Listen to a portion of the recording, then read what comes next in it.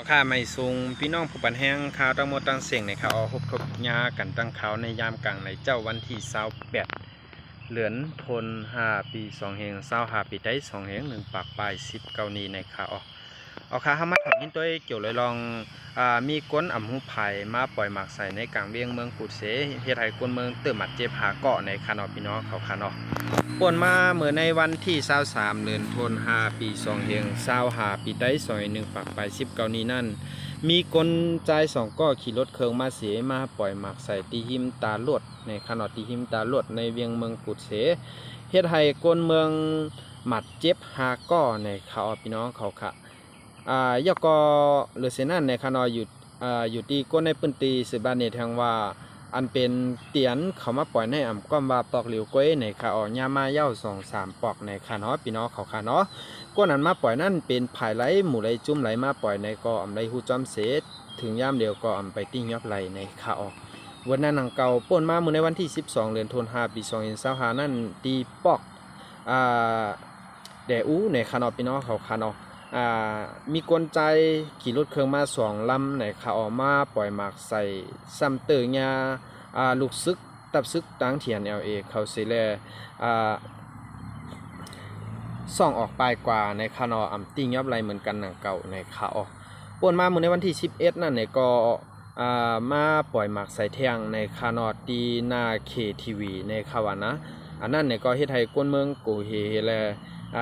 มีลองห่มลมในคานอพี่น้องเขาคานอเกี่ยวเลยลองในก้นเมืองในพื้นที่สืบลานในทางว่าในเวียงเมืองกุดในคามีปังตึกซึกเสือสังเสอยู่ที่ในเงาลายในพื้นที่แต่นิมเซาในคาใกล้ๆมีกวนมาปล่อยหมากใส่ให้ไหน2-3ปอกเกี่ยวก้านในเหลือในก้อยงากว่า3ปอกก้นเมืองมีลองห่มลมเสทางห่างอยู่เซาในคานอพี่น้องเขาคานอเมื่อวันที่11นั่นในคานออันเป็นซึกมันใจเครื่องมิ้นปั่นเรียบสิแลทำมีคนใจขี่รถมา2 ก้อนนั่นน่ะเนาะมาปล่อยมาใส่ตี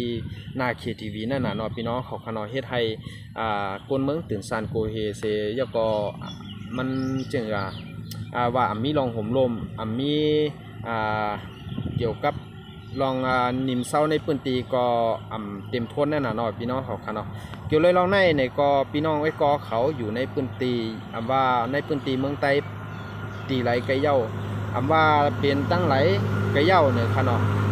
อย่าปีไว้มองครับพี่น้องเขาอันเป็นการบ้านป่านเมืองยามต่อเหลียวแปกสัมว่าตับซึกมานเขามีปังตึกซึกเสือกันเซต้าเนี่ยอยู่ที่ตั้ง